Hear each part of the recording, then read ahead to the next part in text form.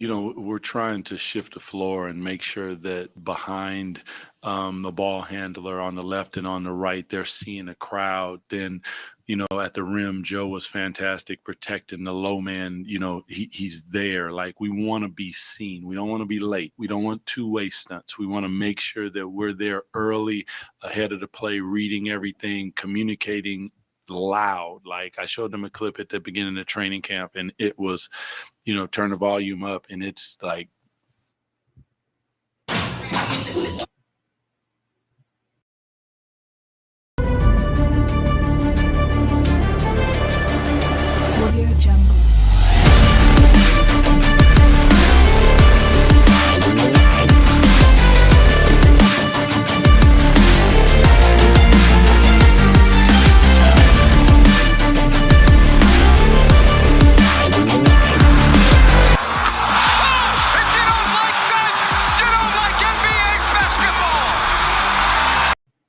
Happy Monday, everybody. We're coming to you live from the Kings Court Studios. Ryan in Sacktown with you. It is a big Monday. That's right, a Demar DeRozan Monday. How you feeling about that? Here was Demar walking onto the court after agreeing to come to the Sacramento Kings.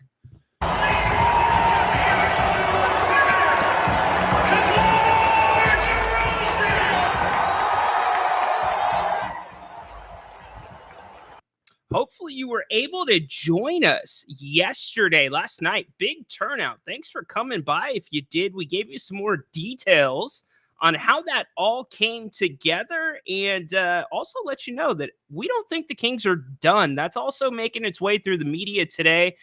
We gave you some of those details before The Athletic came out with them today, which was pretty damn cool, about the recruitment process with Demar. So what are your thoughts on that? The Kings 2-0. The Kings, the A squad, I should say.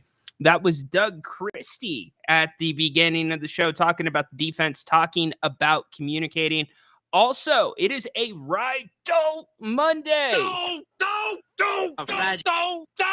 So we'll get to the wheel here in a little bit. We've got it queued up, got a couple of good things there. Maybe they'll come up. We'll see. We also have a double header for you today here on If You Don't Like That. Grant and I will be back at 8 o'clock tonight.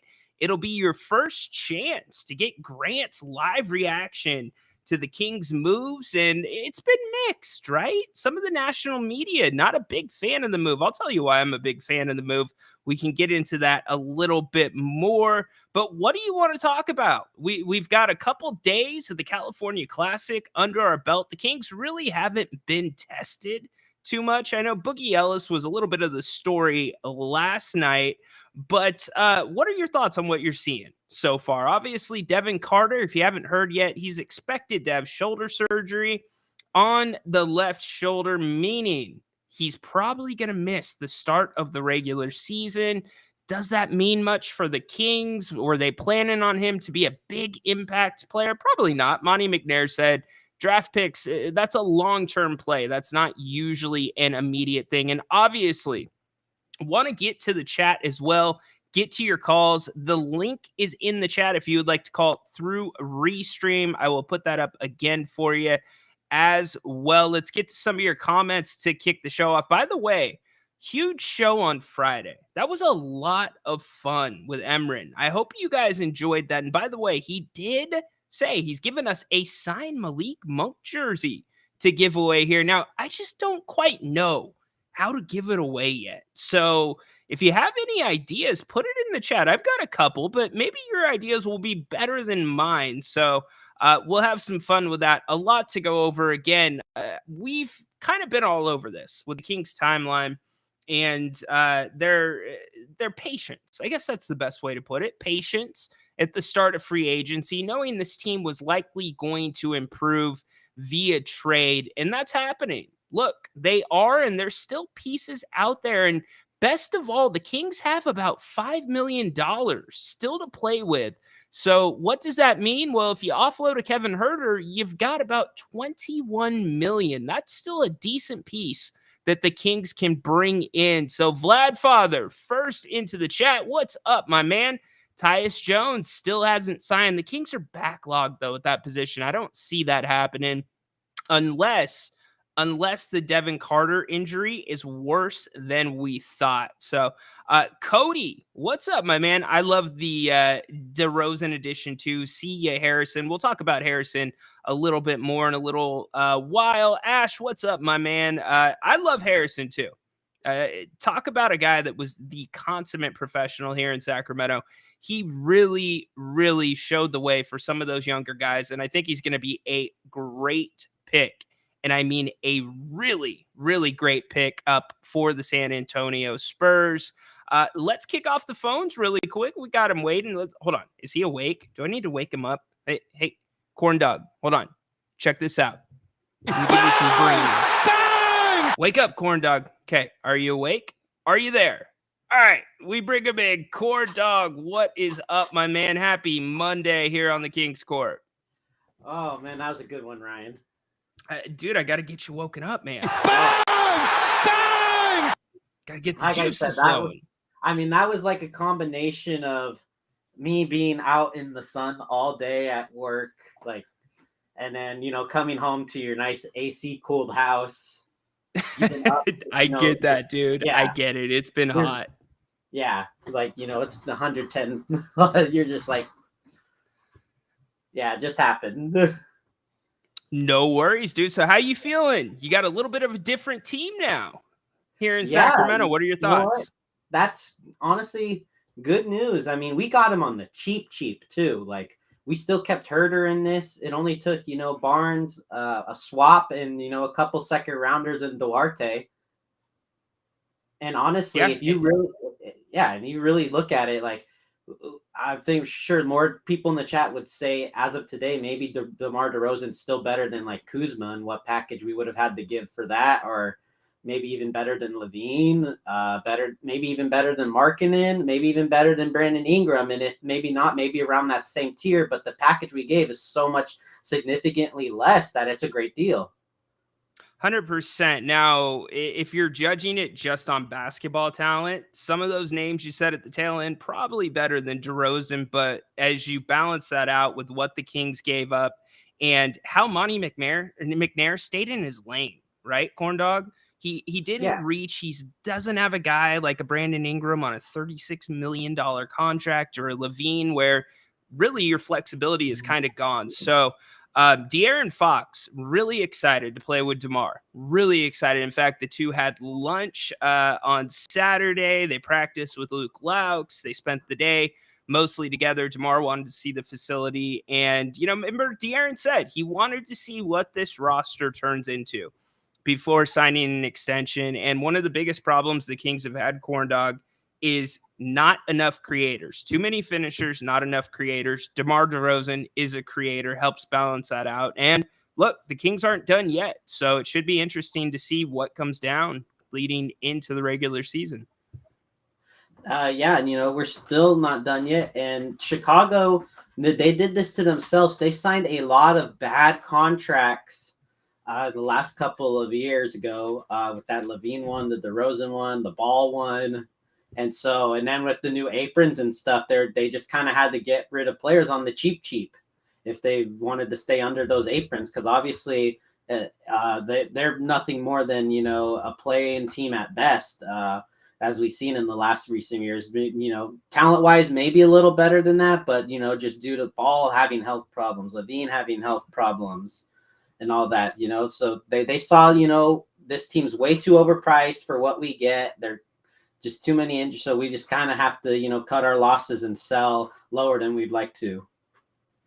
Yeah, and Harrison was probably the piece they would have liked to hang on to, but it makes complete sense that the San Antonio Spurs would want him there. He's a perfect guy to bring in for the point that the Spurs are at, and I think there's a lot of left in the tank for Harrison, especially in a little bit of a different system than what he was dealing with here in Sacramento. So there's teams that are valuing Herter. We'll see what kind of value that exchange is, but Hell, I love Demar. Look, the Kings last year, 9th in the NBA. Check this out. 9th in the NBA in 2-point percentage, 25th in 2-point attempts. So DeMar DeRozan's he's gonna bump those numbers up. definitely bump those numbers up. He's a great free throw shooter.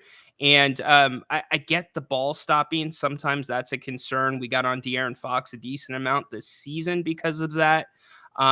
But sometimes you need that. Harrison Barnes did that for the Kings at times when they were struggling offensively. Get to the line, set your defense, all good things, and all within Monty McNair's wheelhouse. Did not go outside of the way he runs his front office. So I think it's a win-win.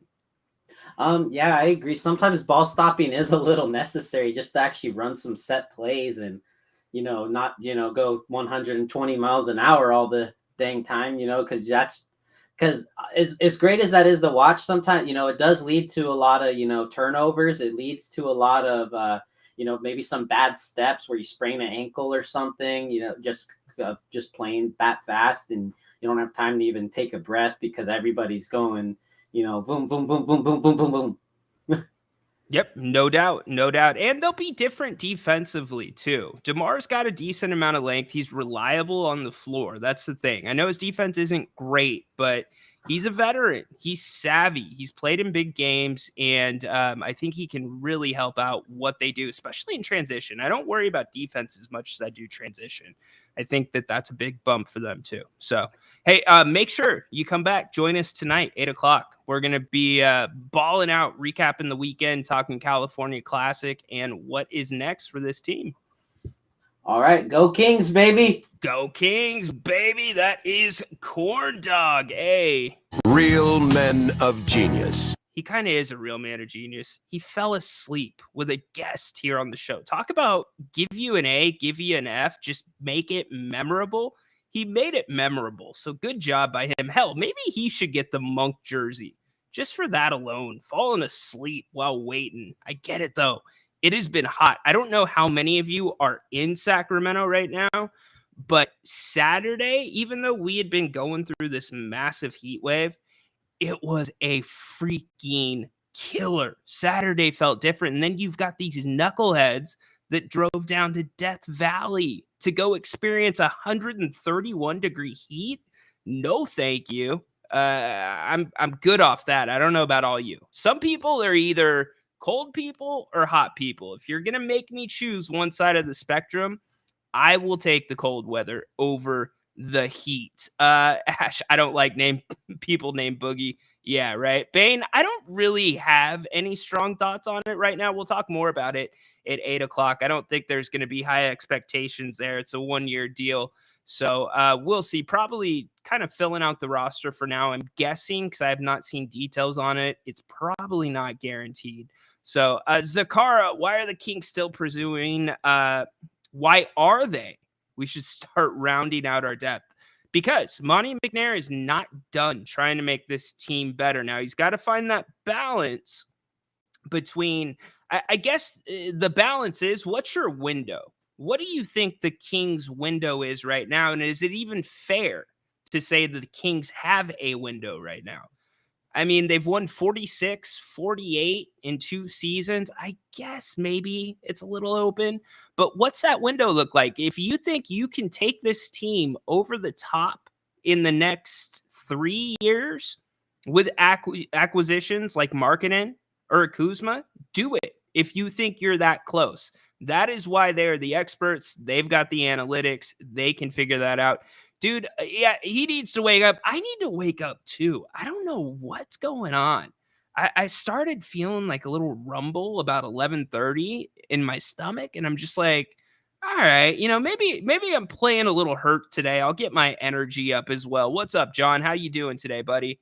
Hope you are having a good one. Flores chiming in about HB. HB was solid for the Kings, and his time ran its course. Yeah, and here's the other thing.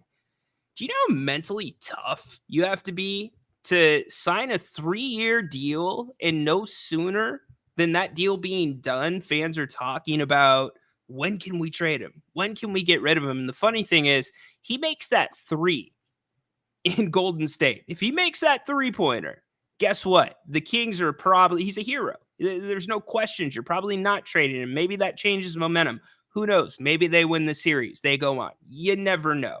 But Harrison, he played through it. And you saw the effects, by the way. Kevin Huerter went through the same. Kevin Huerter's name was mentioned from the start of the season all the way through about being a possible guy that was looking to be moved. And he's on the record saying it was one of the hardest seasons that he has had in his life. And it's understandably why. So I get that it is a business that does not make it an easy business to deal with. Yeah. Good morning, Cord Dog.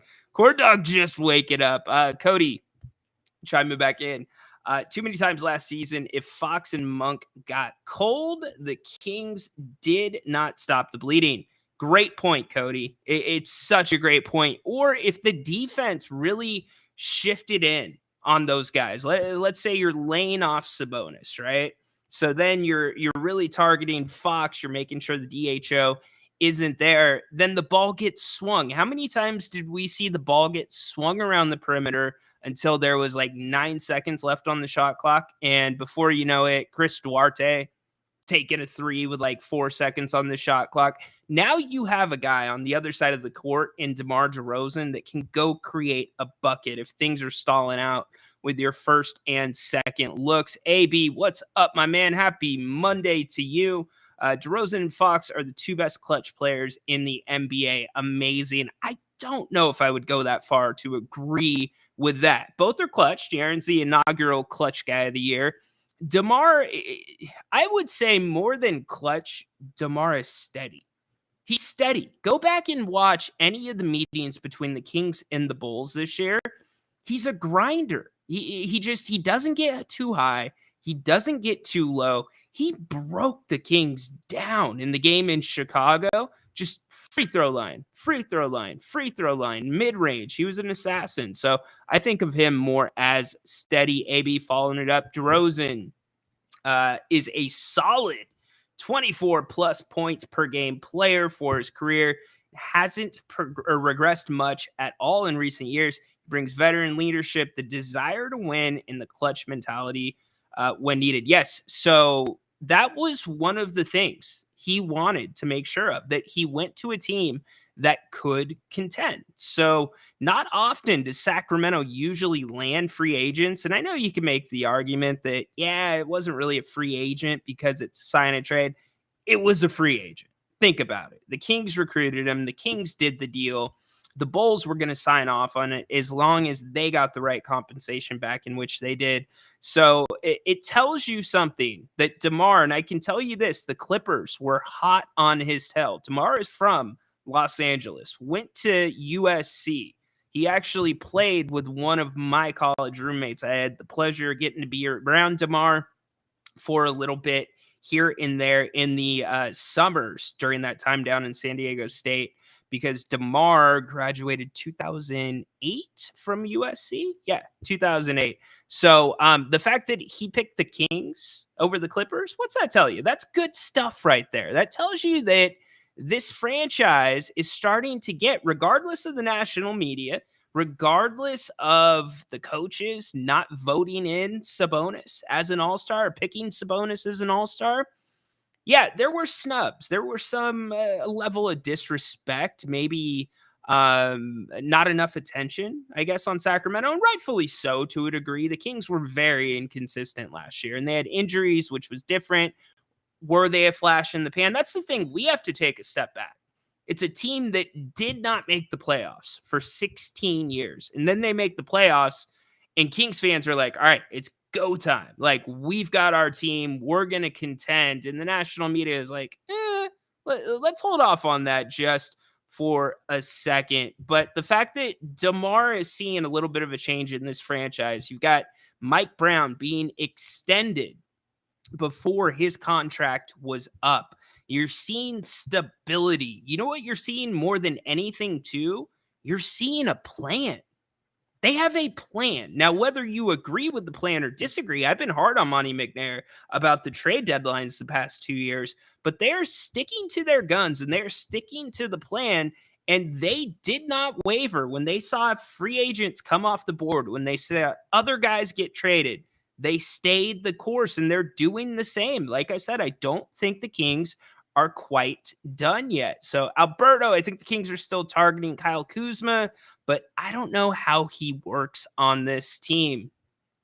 Well, he definitely probably comes off the bench, would be my guess. Or it's a good question. That is a Mike Brown thing. We'll leave it to him to decide that if Kuz ended up in Sacramento. The problem with Kuzma is unless there's a market for Kuzma. Let's put it that way. There is a market. He's not Zach LaVine. Other teams are interested. And because the Kings have been so interested, you've got to believe, and I can't confirm this, but you've got to believe there is a premium that the Kings are going to have to pay for a guy like Kuzma because they've been hitting the Wizards up for a minute. And here's the other thing. Does Kuzma even want to be in Sacramento? We haven't seen any reporting on that.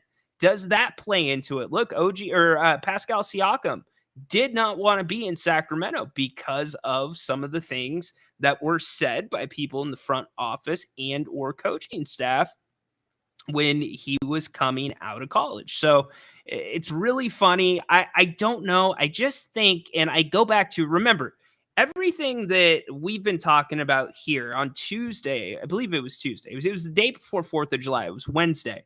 I talked to somebody on Tuesday night, and Wednesday is when I came and kind of gave him an update. I said, I think a move is coming in the next 7 days. Look where other people are not and make sure that it's going to check all of the different boxes that Monty likes. What do we know about Monty's front office? One, they're quiet. They keep it close to the vest. Did anybody in the world see Tyrese Halliburton being traded? No, nobody. Did anybody have Domantas Sabonis on their radar to come to the Kings? Nobody, for the most part. So they make bold moves. That was a bold move. They also like to have liquidity. I keep saying that word, liquidity. Demar's contract gives you liquidity in a couple different senses. The first is the third year is only partially guaranteed. They worked in some bonuses to get to that $74 million number that totals out the contract, which means only about $50 million is what's guaranteed on that. Now, let's say Demar is a bad fit here in Sacramento. It doesn't work out, right? You have flexibility. Demar, short of him being injured, short of him going AB, and not AB in the chat, AB Antonio Brown, off the charts crazy, he still would have value to a contender. You could still move him and get something in exchange. The same could not be said for like a Zach LaVine, for instance, unless Zach is playing out of his mind. And even if he is, look at the number that is attached to him. So as you look at the moves that this front office has made, I also said Keegan Murray was not going to be on the table, and he's not. That reporting has since come out. So again, I go back to all of those same things. They are in place. So who is that next guy? Patrick doesn't want to hear it, but there is a guy that played on New York last year. We call him Precious. I love that name, Precious. We'll see if maybe he makes sense here in Sacramento or he could be lured away. But what about Mitchell Robinson? Where does he fit in to what the Knicks are doing? Could he be a target of the Kings?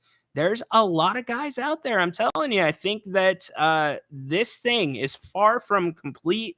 Adam's got 80-degree weather in Dallas. Corn Dog, 98 kind of guy. 120 in Chico? Holy moly. No, thank you. I am not all in on that. AB hopping back in. We don't need Kuz or Laurie. We need a big man to help Sabonis, like Len off the bench for now, but it could use an upgrade, yada, yada, yada. Yes, and that's the other question. What is the jump going to be for Keegan Murray? I think that the jump that he had between year one and year two, especially defensively, Keegan Murray is to the defense what De'Aaron Fox is to the Kings offense. I don't think that's debatable. He's the dude that guards multiple positions. He's the guy that steps up and takes charges. And a lot of the Kings try to take charges as well, but he's the one that usually gets that going. And so what's the jump going to be this year? Can he improve? I think the area he has to improve, number one, is being able to create his own offense. I know he was better about it last year, but can he get better at that this year? And then also demanding the ball. I think Keegan has done enough right now. I truly do. In his first 2 years in Sacramento, to have a little bit of a voice to say, give me the damn ball, coach. So these are all things, and this is what's great about this core somewhat staying together. It's a growing process. So can they continue growing together? The front office certainly thinks so. We will see. Getting to Matthew, what up? Steady is the perfect word. Yeah, I think that is a good way to put it. Flores hopping back in. Ryan, how is DeRozan's individual defense? Not great. Not as great as you would want it. How will he fit in a Mike Brown defense offense scheme? The transition piece fits. And I think he fits more of the offensive side of the ball than, and you need a little bit of mix. Just because you want to go defense to offense doesn't mean that you don't still need some guys that are better offensively than they are defensively. And the key for DeRozan is the fact that he is now given the Kings a legitimate 3-level threat in the half court. You can't just guard the Kings at the 3-point line. You can't just guard Sabonis the way you've been guarding him, because now you have mid-range options. And so a guy like Keon Ellis, somebody like that comes to mind. Can he step up his mid-range game? Can there be different action? I think that is where Demar gives you the most benefit. And also late shot clock situations. If you need a bucket, I mean, here's the deal. The way the roster is right now, Demar is in the conversation. If you need a shot at the end of the game, who do you go to? He is in that conversation. I don't think it's probably him as number one, but he is in the conversation and is always an option there. Defensively, I would expect the Kings, by the way, they're going to mix in some zone this year. I'm almost confident in that. He will be fine in zone, and he is a good help defender, but it is a good question about his individual defense and his reliability. I've given you guys the games that he has played in his career. He's played 82 games twice in his career.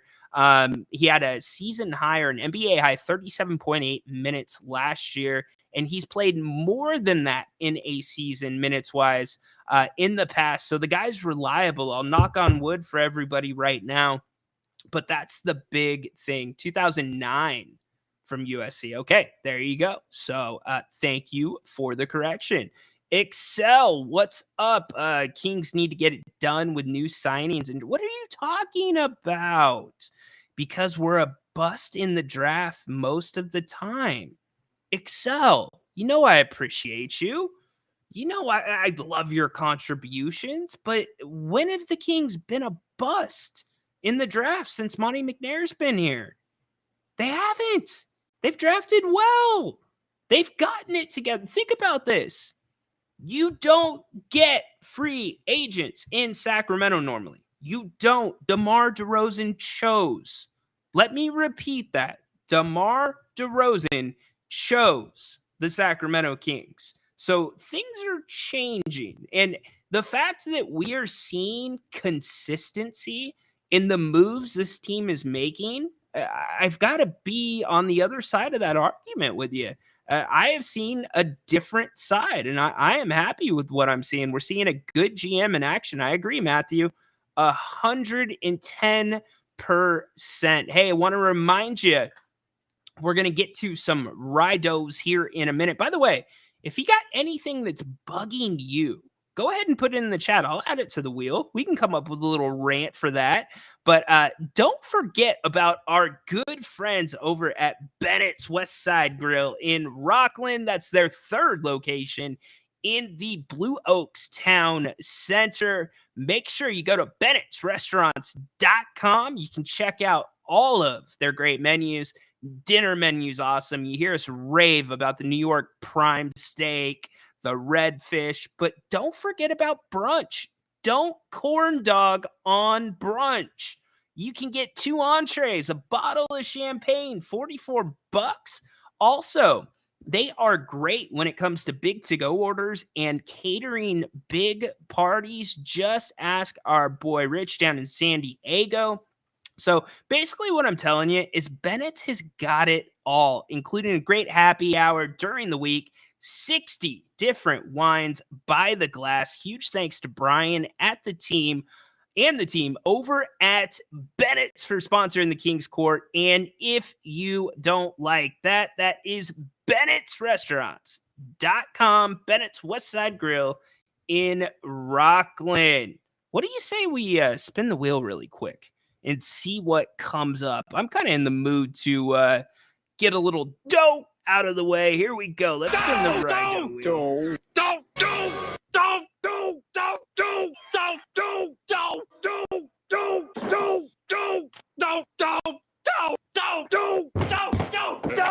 Oh, garbage disposals aren't dumpsters. I have a feeling I am going to start a debate here in the chat. Kind of like the whole cat debate, cat first dog guy. So a garbage disposal, right? It's for your scraps. If you've got just like a little bit of stuff left on your plate or a little bit of residue, that's why you have a garbage disposal. And you've got to treat the garbage disposal well, right? You got to send it an orange once in a while, maybe a lemon, keep it nice and fresh and happy.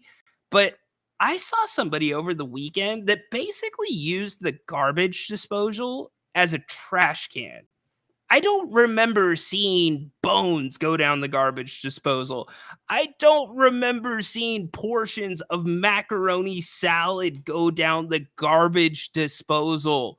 What are we doing? Food goes in the trash or the compost, not the sink. Which side of the argument are you on there? It kind of blew me away. I'm like, wait, you're gonna put half a chicken breast down the garbage disposal? What are we doing? Who does that? It's like for a single piece of macaroni. It's not for a T-bone. What are we doing here? Anyways, that kind of got me going.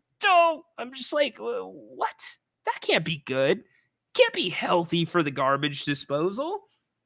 Hey, you need to keep your garbage disposal on like a 2,000 calorie diet per day. You don't want to fatten that thing up like a Thanksgiving turkey. It's going to die on you too quick.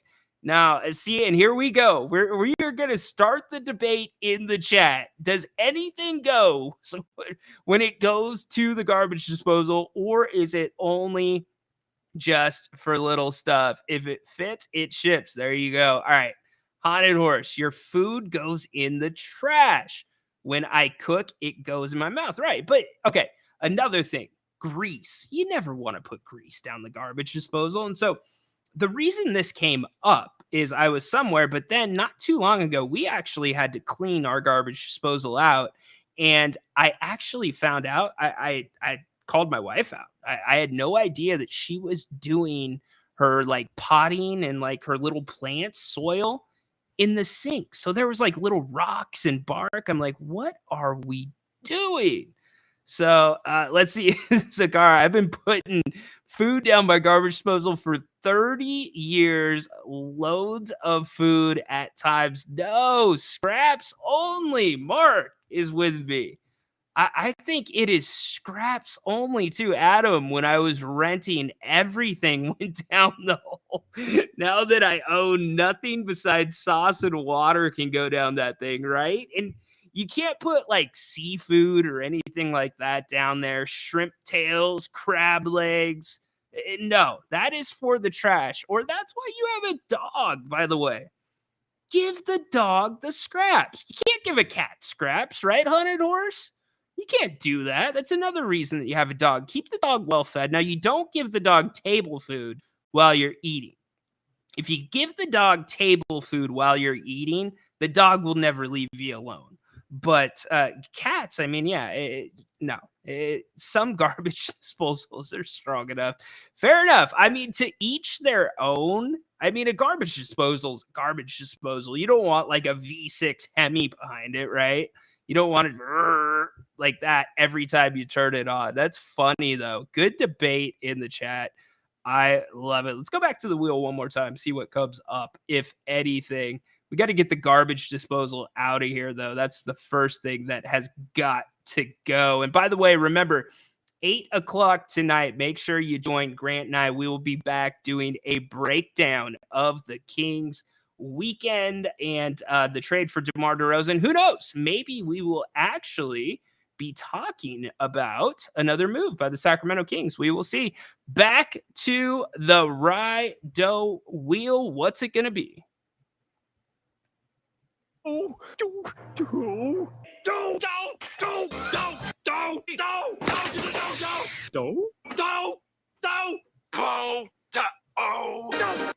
Okay.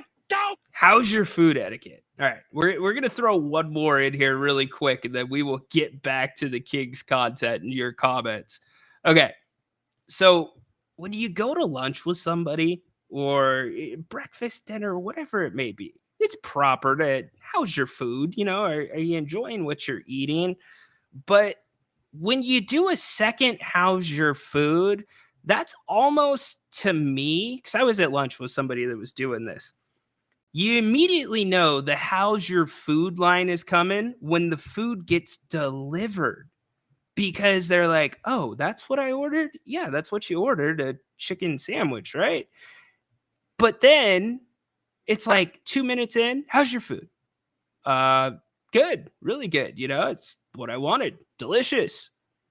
And then a couple minutes later, when you get to the second how's your food, that's almost like the equivalent of saying, I don't like my food.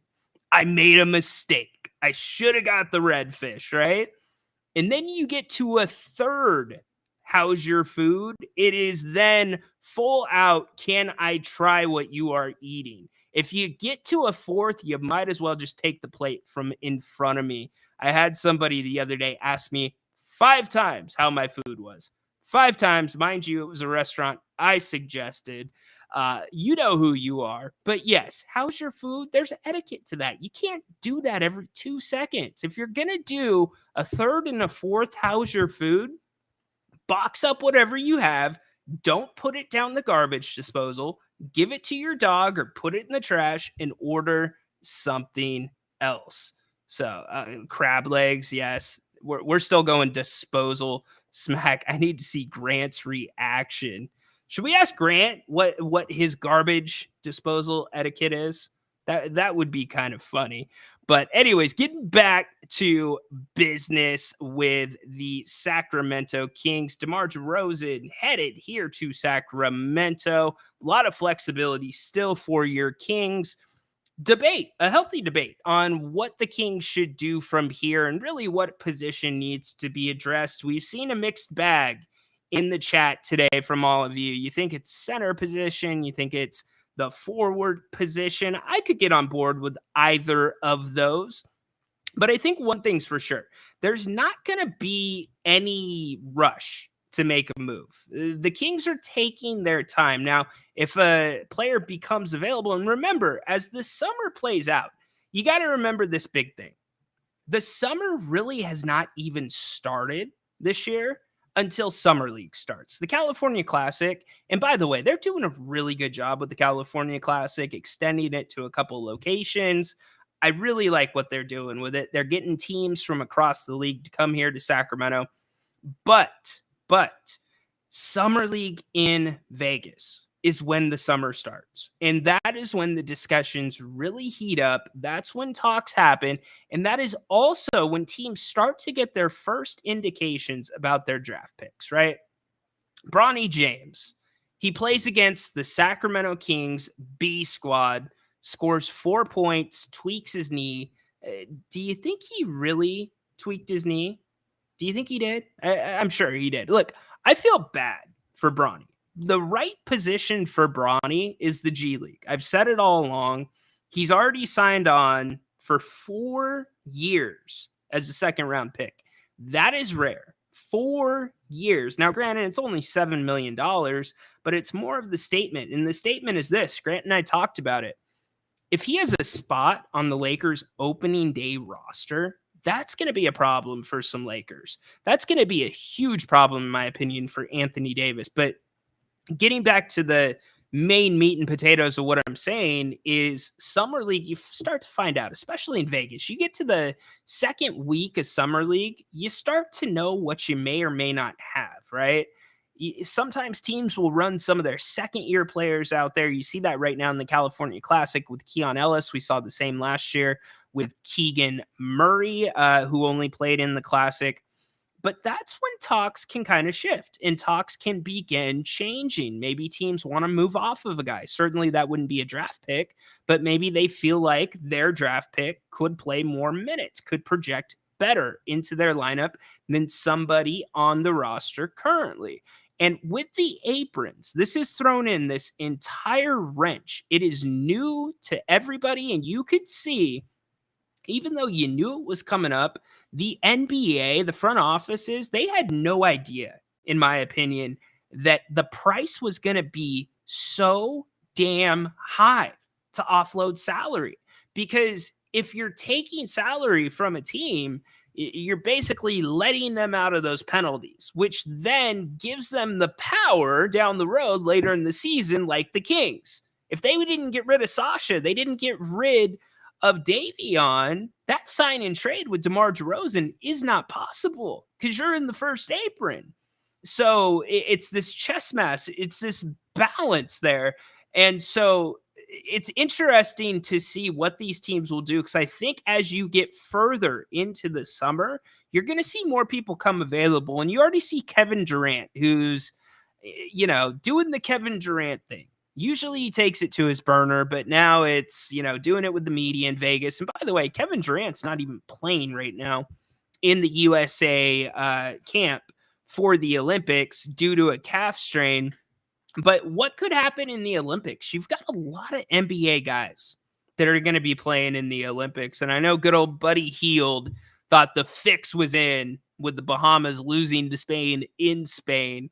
Good old classic Buddy, not a Real men of genius. But anyways, what happens? Does anybody get hurt? Do people go down? And remember, there's a lot of wear and tear on some of these guys. So could that affect how they bleed into the regular season? Could it actually project better into the regular season, as we saw from DeMarcus Cousins? Remember when he spent that summer with USA Basketball? He came in balling the start of that year for the Kings. Now, that being said, he's a younger guy, but what about some of these older guys? So what I'm saying is, let's get to Vegas. You're going to have a ton of Kings people there, and that is when I think the talks are really going to heat up. That is when the market evens out. That is when teams really get into the nitty-gritty about what could happen. Right now, a lot of theoreticals. You've got a lot of different big offers. I mean, look, the Lauri Markkanen deal, that some people were surprised that the Kings were offering as much as they were for Lauri Markkanen in draft capital. But quite frankly, there's some of these standing trades that will always be there. Even though that it's not realistic, even though you're probably not going to get them, that offer is still on the table, just like the Kings would do for a Giannis, just like teams would probably do for De'Aaron. You get my point with the stars. You're always willing to offer something for somebody that makes your team better. So it wasn't a surprise that they don't take that, but I want to see if the Kings can figure out a way through Summer League. Maybe they've got a guy that shows out during the summer that they feel like can contribute, that they can keep developing in Stockton, i.e. a Keon Ellis. Maybe not. But at the end of the day, what I'm telling you is the Kings are in no hurry. If something materializes, great, but don't overpay right now because you've got a long summer ahead of you. So it's a really interesting game. I think the Kings are right on par when it comes to timing in the moves they made, regardless of some of you getting very, very antsy about the Kings falling behind the curve as you saw guys come off the board in free agency. Let's get back to the chat really quick. Yeah, that's what I mean. We're going to get Grant's reaction to that tonight as well. I know we talked about it yesterday on the 6 o'clock show leading into the California Classic. Yes, he does rebound very well. I don't think so. I think Kuzma, and this is just my gut feeling, this is off of nothing that I have heard from the team. I just feel like that ship has sailed. I really do. There's a hiccup there that is not being reported, and that's fine. Go do it somewhere else. Don't be in a rush. You're making decent moves right now, and you're earning the respect of other people around the league and other players around the league, i.e. DeMar DeRozan choosing Sacramento. I feel like Carter and DeRozan are both pumped to be in Sac. Yeah, funny enough, DeMar DeRozan actually played with Anthony Carter, Devin Carter's father, in Toronto. Go figure. One more move incoming, says Derek. What's up, Derek? Hope you're having a good day. That will be nice. I heard Larry, but I'm not sure if we can afford his next contract. Look, we've got to get this Laurie thing out. If the Kings were to trade for Laurie today, it would be a disaster. Mark my words, a disaster. You know why? He is not eligible for a contract extension until August. And his camp reportedly has made it kind of clear to the Jazz that they are interested in testing free agency. So if you're going to trade for him, you're going to probably want a little bit more of a commitment beyond this year, or be extremely confident that your team would be a great fit for him and he would slide in seamlessly and love it playing with that group of guys. But trading for him today and giving up the draft capital that we are talking about, serious draft capital. Remember, the Kings build their teams traditionally through drafts and trades. Drafts and trades. The Kings have to maintain some integrity in the draft with the CBA that's in effect. We've talked at length about the aprons, but the key to this whole CBA thing and the aprons is drafting well and developing well in those first 4 years of a lottery picks contract. That is the key. And if you don't have decent first round picks, and hopefully the Kings are picking 29th, 30th, means you're in the NBA Finals, winning a championship, hopefully. But if not, you need to be in a position to still get some young talent at a cheap price. Because traditionally, the second year or the second round picks do not do it. Haunted Horse Summer League in Vegas. Bronny might score 5 points for his new personal record. Yeah, I talked to somebody who was already in Vegas that will be covering Summer League. They're actually covering the USA training camp right now. And they said that there are posters promoting promoting Summer League around town and in the airport featuring Bronny and a couple of the other players. But your number one pick, Zachary Risache, nowhere to be found. It's a great thing for the NBA if Bronny spends time in the G League. Again, the CBA, the focus, player development, they want to grow the G League. There are good things going on down there. Look at the G League Ignite. It's a great example. They were 2-32 last year. And if you don't know who the Ignite are, it is kids from high school or international players that forego college and say, we want to go straight to the G League and start to get a taste of professional basketball and then become draft eligible. So regardless of that team being 2-32, they had how many lottery picks? I believe it was 2. You had Ron Holland, and then also the Bulls, their lottery picks. So there is good things going on in the G League, and Bronny is perfect for it. It's just a matter of whether the Lakers do the right thing or not. And up until this point, the Lakers have not done the right thing. I think we're going to be just fine this year. I agree. In 22-23, we got kind of lucky due to injuries in the West last year. We needed a slap in the face. This year, we're ready to do work. I don't think you needed a slap in the face. I do think luck definitely played into that with the injuries, because the Kings were by far, the healthiest team in the NBA. I mean, by a huge margin. But I would be more confident about last year in this sense. I'm on the record saying it. I've said it a million times. A lot of the Kings' wounds last year were self-inflicted. Let's take the injuries out of it. You can't control injuries. But the free throws, I talk about it all the time. Attempts down over 16%. makes down over 21% from the year before. And don't tell me it was because of the whistle. I reported on this.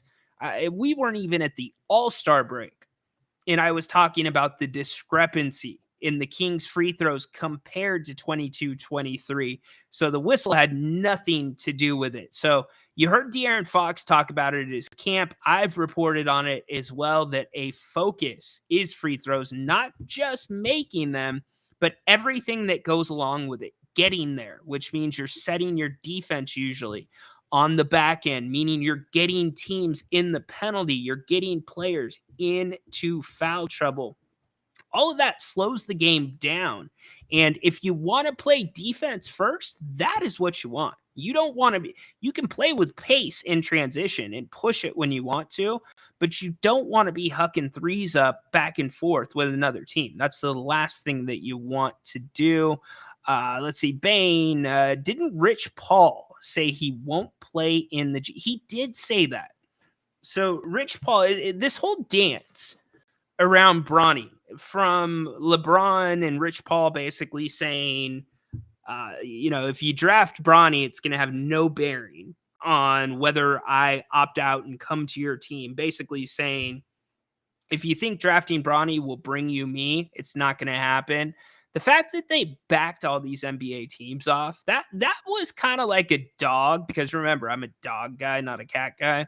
That's like a dog marking its territory. That was their, I guess, call out to the rest of the league saying, don't draft him. We're taking him at 55, regardless of anything. And I think they've got to say that for the fan base, that he's not going to be spending time in the G League. But when it comes down to the nitty gritty of it, because this Lakers team is not any better. I mean, Dalton Connect, great piece for them. Perfect piece for them, in my opinion. That's exactly what they needed. But he still has a ways to go on his game. And outside of him, what else have the Lakers done this offseason? Not a ton. You know who the most important person is in LA? It should be Anthony Davis.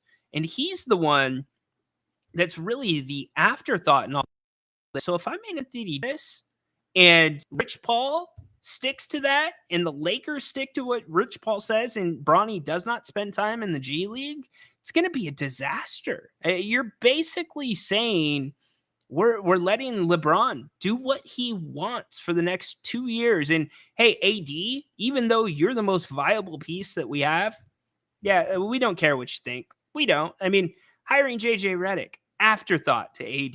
That was not an AD move. That was a LeBron move. We all know that. So we can get back to this conversation in a second. But first, let's bring in our man, Alex. Alex, what's up, man? Hey, Ryno, how you doing? Good. Hey, Alex, do you got the windows open or something? The connection's really bad. No. Hold on. Is it still bad? That's a little bit better. Yeah, go ahead. Okay. It was just really loud, the feedback. Okay, yeah, my bad. So I did want to say I'm happy about DeMar DeRozan, but I'm probably not as ecstatic as a lot of the fan base is right now. I think, I guess I'm glad we upgraded, but I still have my concerns, of course, about lack of size, the age thing, the lack of three-point shooting. Again, I don't want to be a Debbie Downer, and I know everybody's pumped up right now, and I'm happy to an extent, but I saw a couple of things, and I know there's still, like you said, there's still a very long summer, but I saw ESPN posting the potential starting lineup of, Keegan, Fox, Sabonis, DeMar, and Monk, and that lineup would be terrible still against the Pelicans, the Nuggets, teams that are really big, the Timberwolves. We get swallowed up. So like I said, I'm happy, but not as pumped up as everybody else is. So hopefully there is still moves to make. I like Mitchell Robinson. I like Precious even. And as far as about the Kuzma thing, I think you're spot on about that. Real quick before I continue with that, you said there's something not being mentioned about that. Is that something that you know or something that you think? No, I was saying I have it's nothing from the team. It's just a feeling that I get when you dance that long with a player, there's a hiccup there somewhere along the way usually. Okay, yeah, sorry about that, man. I might have heard you wrong, but so I kind of think there's something going on there too, because if you remember last year, or even before last year, he could have signed with the Kings or with any team for nothing, you know what I mean, without having to be traded. And he chose to go back to the Wizards, Yeah. who he knew were bad. And I like Kuzma, but he knew they were bad, and he likes the ball, you know what I mean? He likes to have the ball in his hands. So it's not confirmed, but it makes you think, like, maybe he doesn't care about being on a winning team or being a third or fourth option, because that's what he would be on the Kings, I think, a third option at the very best. So he maybe is not interested in that. As you say, that's something not being reported. Maybe he hates the idea of Fox, Sabonis, Monk, even maybe DeRozan being in front of him. Maybe he thinks it's too many heads, and maybe he's not interested in winning. So I'm not 100% sure about that one. To me, a more realistic thing is a Cam Johnson or a Dorian Finney-Smith from the 100%. Nets. Great point. That's more realistic for me, because as much as I like Kuzma and his contract and all that stuff that everybody else loves, as you've mentioned a lot too, I just don't know where Kuzma's at. And even last year, I forgot to mention, there was reports about him not wanting to accept a role with the Mavericks. And you're thinking, okay, why is that? You have Luka, you have Kyrie. Maybe in that situation, there's too many heads that have the ball too. So I don't know anything, obviously, but I'm starting to think that maybe he doesn't care about, or maybe he wants to be that focal point. Because so far, it's proven that. So again, I'm not sure, but that's just kind of what I think. Yeah, you know what? It's a good point. He did have a chance to come to Sacramento. Now, we don't know what they offered him, if they did offer him. Reportedly, he was on the list. But Yeah. I just, Kuzma, to me, if I'm looking at it on the surface, it feels like somehow he's going to end up back in LA. I know that right now the Lakers don't necessarily have the room, but the Clippers, now that they have not gotten DeMar DeRozan, they're going to be looking at that position as well. I just think, like you said, a little bit more of a ball stopper at times, and the Kings are trying, in my opinion, to get away from that to a degree. So, and the defense too with Kuzma. Don't get me wrong, he's an improvement, but you worry about the defense as well. He works hard on the court, really hard, but I think a Cam Johnson is a better fit. Great. And real quick, Ryno, do you think Cam Johnson, like, let's say we did get him, do you think he would start on our team, or do you think it would be the aforementioned ESPN lineup that they were talking about? I have no idea. I've talked to nobody about the starting lineup. We've heard some people hint at the fact that they think Malik's going to be in there. Interesting that ESPN threw that out as well. But it's hard to say at this point. I mean, usually I would say there's going to be another move before we have any idea whether or not who's going to be in the starting lineup outside of the starters that have been starting all along, like a De'Aaron Fox, a Keegan Murray, Domantas Sabonis. No, yeah, definitely, Ryan. And also about that, I keep hearing about Herter. I'm sure you have too. Is there any chance you think, let's say we can't move him and he stays on the squad, is there any chance that he plays a little bit of small ball three? I know his defense isn't super great, and laterally he's a little bit challenged too, but I think he'd have a better chance of, I guess, participating if he was in the three spot. But of course, you get kind of worried about him playing against other threes. Yeah, I think with the way the Kings switch defensively, they might be able to slide him in there at times. Offensively, a lot of the game is the same for the wings, regardless of your position, 1, 2, or 3. They're interchangeable, so it's possible in a pinch. I mean, if you got Trey Lyles that's able to play center, small ball for this team, Kevin's got some length. Who knows? I think if Kevin ends up here, it's not going to be this. Are you happy with the contract? Maybe not, because of the production or the fall off of the production and then the injury. But I still think there's a decent amount left in the tank, and I think that we're just a little jaded as Kings fans about the drop-off with Kevin. And everybody points to the three-point shooting contest. I just think it's more of how the team started guarding Domantas Sabonis more than anything. You know what? That's a fantastic point. I always thought the three-point contest was a little bit of a cop-out because, of course, he did bad, and you can kind of argue that there was a trajectory downward spiral from there. But I also do think, as you say, people started just guarding him different. He had a whole year of film on him. He had a breakout season with us the first year, right? And then all of a sudden it's different. But the professionals, people are going to study, and they're paid millions of dollars to study that stuff. So I totally get that. But hey, man, I appreciate you answering my questions. I hope you have a good rest of your day. Yeah, you as well, Alex. Appreciate the call, dude. Good to hear from Alex. Love hearing from all of you. You are more than welcome to call the show. Remember, we are going to be back 8 o'clock tonight. Grant and I going over the California Classic, the Demar DeRozan move, and we'll talk more about what could be next for this Kings team and what the next moves would be. A Cam Johnson would be nice. I think the price is going to be a little steep, but again, with the Monty McNair formula, some constants, you're not going to usually have a guy that's on his last year of the contract if you're bringing him in. Very rare. Secondly, again, you want to have fluidity, being able to make moves, move off of them, have some value still left. DeMar DeRozan very well in line with that. Cam Johnson also well in line with that as well. Speaking of the Kings and some of these moves, Malik Monk took pen to paper officially on July 6th, re-signed with the Kings. He had a press conference talking about the decision the other day. We're going to play some audio from that right now. Here is Malik Monk with the media the other day here in Sacramento. Domas owed me something, and Fox owed me something too. I ain't gonna say what. Were you monitoring Mike Brown's situation? Maybe they had to do something with him. Nah, I don't care about Mike. Was there a legit surprise from any of your teammates? I don't think so. Well, they didn't voice it to me. They probably said it to their fam or their friends or something. They probably tell me when they see me in person. I ain't seen that many of them because they all gone. I've been here though, so. How difficult was it to? I mean, you were in the community quite a bit. Be it a basketball camp or even the autograph signing, and everyone's coming up to you saying, "Please stay, please stay." I imagine you had arrived at your decision at that point for even the signing. Was it hard to keep it bottled up? Nah, it wasn't, because I already knew. I knew. It's not really hard to keep a secret in when you stand here. I think it's fun to keep a secret because it's gonna be even more exciting when I tell them I'm staying. So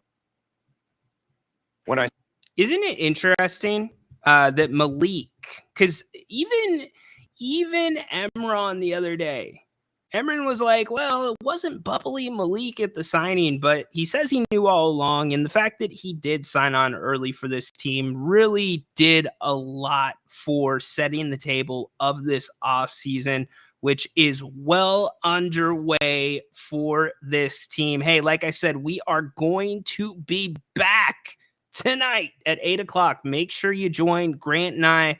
Looking forward to it. I am going to tap out and rest the voice. I'm feeling a little raspy. Going to get some food in me and be back better and stronger than ever at 8 o'clock. Can't wait to talk to Grant about the DeMar DeRozan acquisition and much more. Make sure that you are back with us. It will be a very fun show.